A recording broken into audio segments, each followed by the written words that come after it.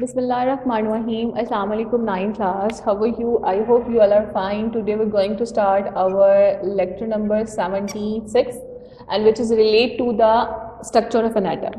In previous lecture we discussed about that the discovery of a cathode and electrons and also the discovery of the proton and second name is discovery of the canal rays. ठीक है, अब electrons are the fundamental particles of the atoms which are revolving around the nucleus. ठीक है, shells के अंदर होता है, shells, energy levels and all these things we can say that. ठीक है, अब protons which are present in the nucleus of an atom. अब ये दो पार्टिकल्स तो डिस्कवर हो गए विद द फुल उसके एक्सपेरिमेंटल वेरिफिकेशन के साथ. अब एक और फंडामेंटल पार्टिकल, जब स्टार्टिंग में हमने पढ़ा था कि एटम्स को जो है वो हम सब डिवाइड करते हैं थ्री फंडामेंटल पार्टिकल्स के अंदर, electron, protons and neutrons. Electron and protons discover हुए डिस्चार्ज ट्यूब के अंदर, हमने उसको देखा, उसकी डिस्कवरी भी देखी, फिर फर्दर उसकी प्रॉपर्टीज को भी डिस्कस किया हमने. अब इस लेक्चर में हमने ये देखना है कि न्यूट्रॉन्स कहाँ से आए. अगर हम न्यूट्रॉन्स की बात करते हैं तो neutrons carry a no charge. इसके ऊपर कोई भी चार्ज नहीं होता. चार्ज लाइक दैट ना पॉजिटिव होता है और ना ही नेगेटिव होता है. और ये कहाँ पे प्रेजेंट होगा? न्यूक्लियस के अंदर जो है वो क्या होगा? प्रेजेंट होगा. Nucleus of an atom, proton के साथ ये प्रेजेंट होता है. ठीक है, अब इसके बारे में किसने ऑब्जर्व किया कि भी जहां पर इलेक्ट्रॉन्स और प्रोटॉन्स हो सकते हैं वहां पे एक अदर फंडामेंटल पार्टिकल्स भी हो सकता है. तो Rutherford observe that the atomic mass of an element could be explain on the basis of masses of electrons and protons only. ठीक है, अच्छा, वो कहते हैं कि रदरफोर्ड ने ये ऑब्जर्व किया कि अगर हम एटॉमिक मासेस की बात करते हैं of the elements, could be explain, हम उसको एक्सप्लेन कर सकते हैं on the basis of mass of electrons. वो कितना भी हो, जैसे अब कार्बन का ले लें तो कार्बन का एटॉमिक नंबर 6 है तो 6 इलेक्ट्रॉन्स हैं तो प्रोटॉन्स भी 6 होंगे. तो वो कहेंगे इन दोनों को कैलकुलेट करके हम मास को फाइंड आउट कर सकते हैं. एंड द एटॉमिक नंबर या एटॉमिक मास हमारे पास क्या होता है कि atomic mass mean that the number of protons and number of neutrons which is present in the nucleus. ये करेक्ट वे में बता रही हूँ, लेकिन इसने ये कहा, रदरफोर्ड ने ऑब्जर्व किया कि हमने जो है कि atomic masses of the elements could be explained on the basis of masses of electrons and protons only. He predicted in the 1920 and that some neutral particle having the mass equal to the proton. लेकिन कुछ ऐसे particles भी हैं जो कि neutral particles हैं, they carry the no charge and having the mass, और उनका जो mass है वो equal करता है mass of protons के and must be present in the atoms, जो कि atoms के अंदर present है. हम जब आपने पहले चैप्टर में हमने जब मास नंबर पढ़ा था तो हमने मास नंबर में यही बात पढ़ी थी, the sum of number of protons and neutrons which is present in the nucleus of an atoms. ठीक है, तो अब जब हम मास को फाइंड आउट, अगर हम एटॉमिक नंबर्स की बात करें हैं, the atom of an element which is equal to the number of proton which is present in the nucleus of an atoms. ठीक है, कि हम सिर्फ जो प्रोटॉन्स के बेस पे उसको कर रहे हैं और जबकि हम मास को जब फाइंड आउट कर रहे हैं तो हम सम कर रहे हैं number of proton. For example हमारे पास यहाँ पे है कार्बन 6. ठीक है, तो कार्बन के पास इसको जब हम बनाएंगे तो ये इसका फर्स्ट ऑर्बिटल होगा जो कि क्या कहलाएगा? K कहलाएगा. ठीक है, उसके बाद अगर हम सेकेंड ऑर्बिटल्स की बात करेंगे, ठीक है, K और L, देयर आर द, अब पहले के अंदर कितने इलेक्ट्रॉन्स हैं? पहले के अंदर 2 इलेक्ट्रॉन्स हैं, दूसरे के अंदर 1, 2, 3 एंड 4. अब यहाँ पे हम लिखेंगे K और L, there are the 2 and there are the 4.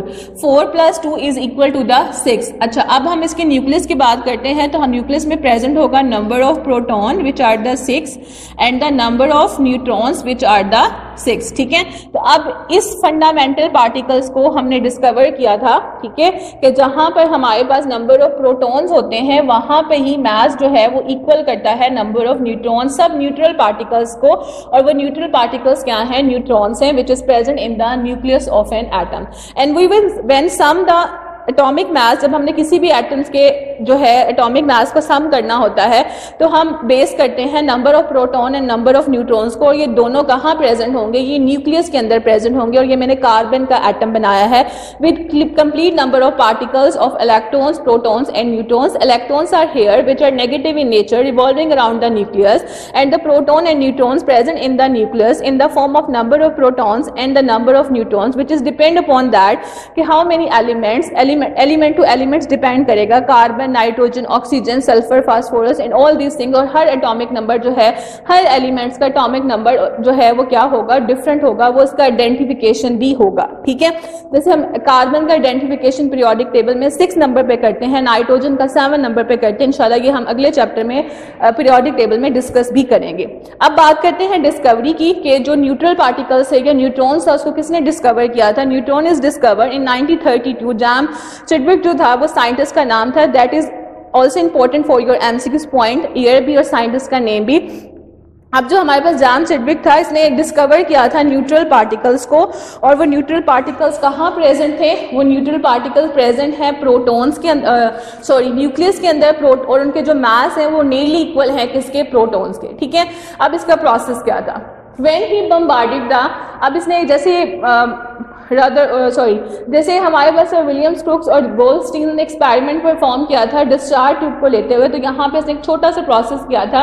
When he bombarded the alpha particles, इसने अल्फा पार्टिकल्स को लिया जो कि हमने हीलियम न्यूक्लियाई में से हैं, and on the beryllium target, अब हमारे पास जो टारगेट मॉलिक्यूल है वो ब्रिलियम है। ठीक है, और उसके ऊपर इसने हीलियम की न्यूक्लियाई या मतलब अल्फा पार्टिकल्स को क्या किया? बम्बार्डेड किया, मतलब कि हिट किया। ठीक है, उसके नतीजे ही observe that highly penetrating radiations were produced. जब इसने क्या किया कि that are your target molecule, target area, ये टारगेट ऑब्जेक्ट है आपके पास, तो आप इसको अल्फा पार्टिकल्स को इसके ऊपर हिट करवाएंगे, तो इसके नतीजे में क्या बनेगा? कार्बन। कार्बन का एटॉमिक नंबर आर द 6 और मास नंबर हमारे पास क्या होगा? 12। और उसके साथ क्या बनेगा? इसको हम कोक भी कह सकते हैं। और साथ में हमारे पास क्या बनेगा? न्यूट्रॉन्स बनेंगे, which are the highly penetrating. और लिखा हुआ है जो कि रेडिएशंस प्रोड्यूस्ड होंगी इन दोनों के रिएक्ट करने से, कि हीलियम्स के जो न्यूक्लियाई हैं या फिर अल्फा पार्टिकल्स हैं वो हिट कर रहे हैं ब्रिलियम मॉलिक्यूल के ऊपर या टारगेट मॉलिक्यूल्स के ऊपर, तो उसके नतीजे में आपके पास कोक बनेगा in the form of carbon,